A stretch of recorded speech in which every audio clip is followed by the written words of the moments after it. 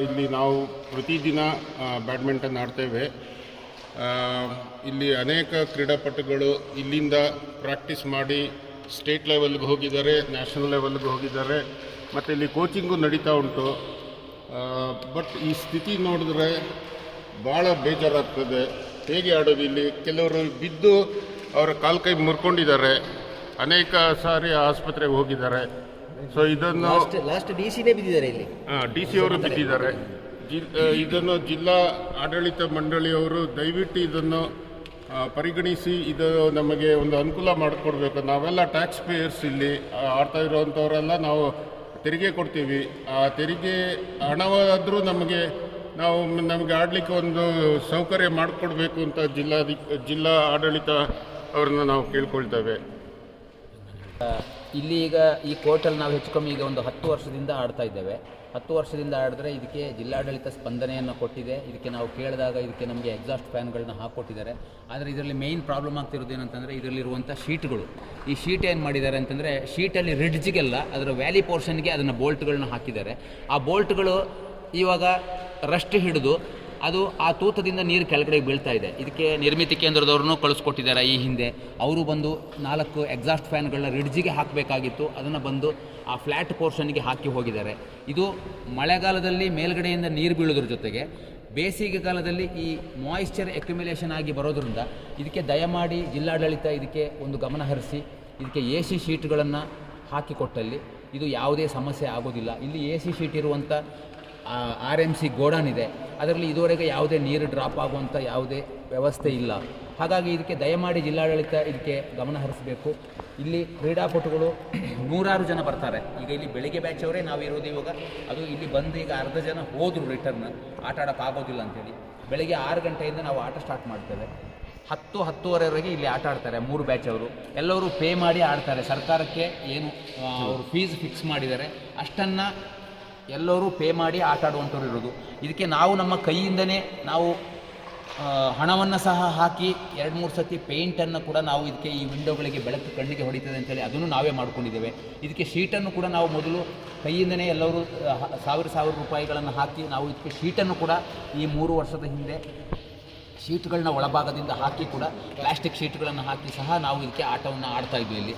ಇದು ನಮಗೆ ಒಂದು ಆಟ ಆಡುವಂಥ ಒಂದು ಹುಚ್ಚು ಹಿಡಿದುಬಿಟ್ಟಿದೆ. ಹಾಗಾಗಿ ನಾವು ಆಟ ಆಡಲೇಬೇಕಾಗ್ತದೆ. ಅದಕ್ಕೆ ಈಗ ಇಲ್ಲಿ ಕಡಿಮೆ ಜನ ಅಂತ ಹೇಳ್ಬಿಟ್ಟು ನೀವು ದಯವಿಟ್ಟು ಕನ್ಸಿಡರ್ ಮಾಡಬೇಡಿ. ನಮ್ಮ ಒಂದು ನಾವು ಮಾರ್ನಿಂಗ್ ಒಂದು ಎಲ್ಲರೂ ಯೋಗ ಅವು ಇವು ಹೋಗ್ತಾ ಇದ್ದೇವೆ. ನಮಗಿದೊಂದು ಗೀಳು ಅಂಟುಕೊಂಡು ಬಿಟ್ಟಿರೋದ್ರಿಂದ ತಾವು ಜಿಲ್ಲಾಡಳಿತ ದಯಮಾಡಿ ಇದ್ರ ಕಡೆಗೆ ಒಂದು ಗಮನ ಹರಿಸಬೇಕು ಅಂತ ನಾವು ನಿಮ್ಮಲ್ಲಿ ಒಂದು ಕೈ ಮುಗಿದು ಪ್ರಾರ್ಥನೆಯನ್ನು ಮಾಡ್ಕೊಳ್ತಾ ಇದ್ದೇವೆ. ದಯಮಾಡಿ ಇದನ್ನು ಕೋರ್ಟ್ಗಳಲ್ಲಿ ಈ ಮೇಲ್ಗಡೆಗೆ ಈ ಒಂದು ವರ್ಷದಲ್ಲೇ ಏನಾದರೂ ಮಾಡಿ AC ಶೀಟನ್ನು ಹಾಕಿ ಕೊಟ್ಟಲ್ಲಿ ನಾವು ನಿಮಗೆ ಚಿರಋಣಿಯಾಗಿರ್ತೇವೆ ಅಂತ ಹೇಳ್ಬಿಟ್ಟು ಹೇಳೋದಕ್ಕೆ ನಾವು ಇಲ್ಲಿದ್ದವರೆಲ್ಲ ಆಭಾರಿಯಾಗಿರ್ತೇವೆ. ನೀವು ಈ ಕೆಲಸವನ್ನು ಮಾಡಿಕೊಟ್ರೆ ಅಂತ ನಾವು ನಿಮ್ಮಲ್ಲಿ ಒಂದು ಕಳಕಳಿಯಲ್ಲಿ ಪ್ರಾರ್ಥನೆಯನ್ನು ಮಾಡ್ಕೊಳ್ತೇವೆ. ಪ್ರತಿದಿನ ಬೆಳಗ್ಗೆ ನಾವು 5:45 ಗಂಟೆಗೆ ಬಂದಿಲ್ಲಿ ಬೆಳಗಿನ ಜಾವ 5:45 ಗಂಟೆಗೆ ಬಂದು ವರ್ಷೋತ್ಸವ ಕಾರ್ಯಕ್ರಮ ಇಟ್ಕೊಂಡಂಗೆ ಆಗಿದೆ. ಇಲ್ಲಿ ಮನೆ ಮಾಡುವಂಥ ಕೆಲಸ ಇಲ್ಲಿ ಮಾಡುವಂಥ ಕೆಲಸ ಆಗಿದೆ. ಆದ್ದರಿಂದ ನಮಗೆ ಬೇಕಾಗಿದ್ದು ನಾವು ಇಲ್ಲಿ ಏನಂತಂದರೆ ಸಾರ್ವಜನಿಕರು ಈ ಕ್ರೀಡಾಪಟುಗಳು ನಾವು ಇಲ್ಲಿ ಬಂದು ಪ್ರತಿದಿನ ಕ್ರೀಡೆ ಆಟ ಆಡೋಕ್ಕೋಸ್ಕರ ಬರೋದು. ಆದರೆ ನಮ್ಮ ಪರಿಸ್ಥಿತಿ ಏನಾಗಿದೆ ಅಂತ ಹೇಳಿದ್ರೆ ಬಂದು ವರ್ಷಿ ಆಟ ಆಡುವಂಥ ಪರಿಸ್ಥಿತಿ ಆಗಿದೆ. ಆದ್ದರಿಂದ ಆದಷ್ಟು ಬೇಗ ಜನಪ್ರತಿನಿಧಿಗಳು ಮತ್ತು ಜಿಲ್ಲಾಧಿಕಾರಿಗಳು ಇದಕ್ಕೆ ತುರ್ತಾಗಿ ಸ್ಪಂದನೆ ಕೊಡಬೇಕು. ಸ್ಪಂದನೆ ಕೊಟ್ಟಿಲ್ಲ ಅಂತೇಳಿ ಆದರೆ ಎಲ್ಲರನ್ನು ಒಟ್ಟುಗೂಡಿ ಒಂದು ಪ್ರತಿಭಟನೆ ಮಾಡೋಕ್ಕೆ ನಾವು ನಿರ್ಧಾರ ಮಾಡ್ತೀವಿ. ಮುಂದಿನ ದಿನಗಳಲ್ಲಿ ಆದಷ್ಟು ಬೇಗ ನಮಗೆ ಇದನ್ನ ವ್ಯವಸ್ಥೆಗಳನ್ನ ಮಾಡಿಕೊಡಬೇಕು. ಮುಂದಿನ ದಿನಗಳಲ್ಲಿ ದಸರಾ ಕ್ರೀಡಾಕೂಟಗಳು ಸಹ ಈ ಜಾಗದಲ್ಲಿ ನಡೆಯಲಿದೆ. ಚಿಕ್ಕ ಮಕ್ಕಳು ಸಹ ಬರ್ತಾರೆ ಇದರಲ್ಲಿ. ಆದಷ್ಟು ಬೇಗ ಮುಂದಿನ ದಿನಗಳಲ್ಲಿ ಇಲ್ಲಿಂದ ಉತ್ತಮ ಕ್ರೀಡಾಪಟುಗಳನ್ನ ರೂಪಿಸಬೇಕಂದ್ರೆ ಇದೊಂದು ಕ್ರೀಡಾಂಗಣ ಕೊಡಗಿನ ಹೆಡ್ ಕ್ವಾರ್ಟರ್ಸಲ್ಲಿದೆ. ಆದ್ದರಿಂದ ಆದಷ್ಟು ಬೇಗ ತುರ್ತಾಗಿ ಸ್ಪಂದನೆ ಕೊಡಬೇಕು ಅಂತೇಳಿ ಜಿಲ್ಲಾಧಿಕಾರಿಗಳ ಹತ್ರ ಮನವಿ ಮಾಡ್ತಿದ್ದೀವಿ. ನಾಳೆ ಆದರೆ ಜಿಲ್ಲಾಧಿಕಾರಿಗಳು ಇದನ್ನ ಬಂದು ಬೆಳಗ್ಗೆ ವೀಕ್ಷಣೆ ಮಾಡಬೇಕು. ಇಲ್ಲಿನ ಪರಿಸ್ಥಿತಿಯನ್ನು ನೀವು ಮನಗಣಕ್ಕೆ ತಮ್ಮಲ್ಲಿ ಮನವಿ ಮಾಡಿಕೊಳ್ತಿದ್ದೇವೆ. ಈಗ ನೋಡಿ, ಇದು ಈ ಕೋರ್ಟಲ್ಲಿ ಈಗ ಇಷ್ಟು ಜನ ಬಂದಿದ್ದಾರೆ. ಇದರಲ್ಲಿ ಈಗ ಪುನಃ ನೋಡಿ, ಈಗ ಲಾಸ್ಟ್ ಹಿಂದೆ ಇದ್ದಂಥ DC ಸಾಹೇಬರು ಸತೀಶ್ ಸಾಹೇಬರು ಇದಕ್ಕೆ ಒಂದು ನಮ್ಮ ಮನವಿ ಮೇರೆಗೆ ಒಂದು ಸಿಂಥೆಟಿಕ್ ಕೋರ್ಟ್ಗಳನ್ನ ಕೂಡ ನಮಗೆ ಹಾಕಿಕೊಟ್ರು. ಇದಕ್ಕೆ ವುಡನ್ ಕೋರ್ಟ್ ಮೇಲ್ಗಡೆಗೆ ಈ ಸಿಂಥೆಟಿಕ್ ಕೋರ್ಟ್ ಮೇಲೆ ಒಂದು ಸ್ವಲ್ಪ ನೀರು ಬಿದ್ದರೂ ಕೂಡ ಸಿಕ್ಕಾಬಟ್ಟೆ ಜಾರ್ತದೆ ಅದು. ನೋಡಿ, ಈ ಥರ ಇಷ್ಟು ನೀರು ನಿಂತಿದೆ. ಬಕೆಟಲ್ಲಿ ನೀರು ತೆಗೆಯುವಷ್ಟು ನೀರು ಮಳೆಗಾಲದಲ್ಲಿ ಇದರಲ್ಲಿ ಬಕೆಟ್ಗಳನ್ನೇ ಇಡಬೇಕು, ಅಷ್ಟು ನೀರು. ನೋಡಿ, ಅಲ್ಲೆಲ್ಲ ಬಕೆಟ್ಗಳು, ಆ ಕಡೆಗೆಲ್ಲ ಬಕೆಟ್ಗಳನ್ನೆಲ್ಲ ಇಟ್ಟಿದ್ದಾರೆ, ಎಲ್ಲ ಬಕೆಟೆಲ್ಲ ಇಟ್ಟಿದ್ದಾರೆ ಫುಲ್ಲು. ಇದರಲ್ಲಿ ನೀರನ್ನು ಎತ್ತೋದೇ ಒಂದು ದೊಡ್ಡ ಸಾಹಸ.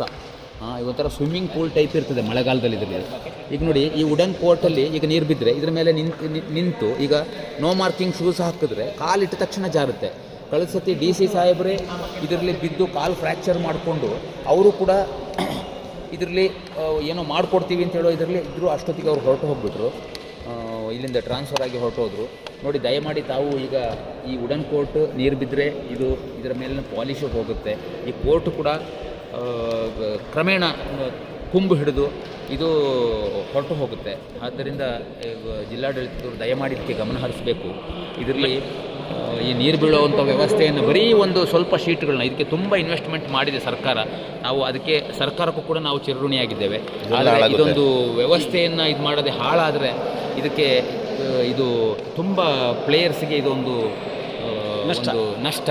ನಮಗೂ ಸರ್ಕಾರಕ್ಕೂ ಒಂದು ನಷ್ಟ, ಇದು ನಮಗೂ ಒಂದು ಜನರಿಗೂ ಒಂದು ನಷ್ಟ. ಇದು ಕೊಡಗಿನಲ್ಲಿ ಇಂಥ ಒಂದು ಕೋರ್ಟ್ ಮಾಡಿರೋದು ಕೂಡ ಒಂದು ಸಾಧನೆಯೇ. ಆದರೆ ಇದನ್ನು ಸರಿಯಾಗಿ ಉಳಿಸ್ಕೊಳ್ಬೇಕಾಗಿದ್ದು ನಮ್ಮ ಡ್ಯೂಟಿ ಆಗಿರೋದ್ರಿಂದ ತಾವು ದಯಮಾಡಿ ಈ ಕಡೆಗೆ ಗಮನ ಹರಿಸಬೇಕು. ಇದಕ್ಕೆ ಈ ಶೀಟ್ಗಳನ್ನ ತೆಗೆದು ಇದನ್ನು ಬರೀ AC ಶೀಟ್ಗಳನ್ನ ಹಾಕಿದಲ್ಲಿ ಆ RMC ಗೋಡಾಂತರ ಯಾವುದೇ ಲೀಕು ಬರೋದಿಲ್ಲ ಇದರಲ್ಲಿ. ಆದ್ದರಿಂದ ದಯಮಾಡಿ ಇದಕ್ಕೆ ಒಂದು ಶೀಟ್ಗಳನ್ನು ಬದಲಾವಣೆ ಮಾಡಿ ಕೊಡಬೇಕು ಅಂತ ನಿಮ್ಮಲ್ಲಿ ನಾವೆಲ್ಲರೂ ಕಳಕಳಿಯಿಂದ ಪ್ರಾರ್ಥನೆಯನ್ನು ಮಾಡಿಕೊಳ್ಳಿ. ಲಕ್ಷಗಟ್ಟಲೆ ಖರ್ಚಾಗಿದೆ. ನಿರ್ಮಿತಿ ಕೇಂದ್ರದವರು ಇದನ್ನ ನಿರ್ಮಿಸಿದ್ದಾರೆ, ಆದರೆ ಅವರು ಯಾವ ಮೆಥಡಲ್ಲಿ ಮಾಡಬೇಕು ಅಂತ ಆ ಮೆಥಡಲ್ಲಿ ಮಾಡಿಲ್ಲ. ಆದ್ದರಿಂದ ಇದಕ್ಕೆ ತುರ್ತಾಗಿ ಸ್ಪಂದನೆ ಕೊಡಬೇಕು. ಸ್ಪಂದನೆ ಕೊಟ್ಟಿಲ್ಲ ಅಂತೇಳಿ ಆದರೆ ನಮ್ಮ ತೆರಿಗೆ ಹಣ ಪೋಲಾಗಿ ಹೋಗ್ತದೆ. ಮುಂದಿನ ದಿನಗಳಲ್ಲಿ ಕ್ರೀಡಾಪಟುಗಳನ್ನು ಒಟ್ಟಾಗಿ ಸೇರಿಸಿ ಈ ಕ್ರೀಡಾಂಗಣದ ವ್ಯವಸ್ಥೆ ಸರಿಯಾಗಿಲ್ಲದಿದ್ದಲ್ಲಿ ಎಲ್ಲರನ್ನು ಒಟ್ಟಿಗೆ ಗುರುತಿಸಿ ಸರ್ಕಾರದ ವಿರುದ್ಧ ಹಾಗೂ ಜಿಲ್ಲಾಡಳಿತ ವಿರುದ್ಧ ಪ್ರತಿಭಟನೆಗೂ ಮುಂದಾಗಲು ನಾವು ತಯಾರಾಗಿದ್ದೇವೆ.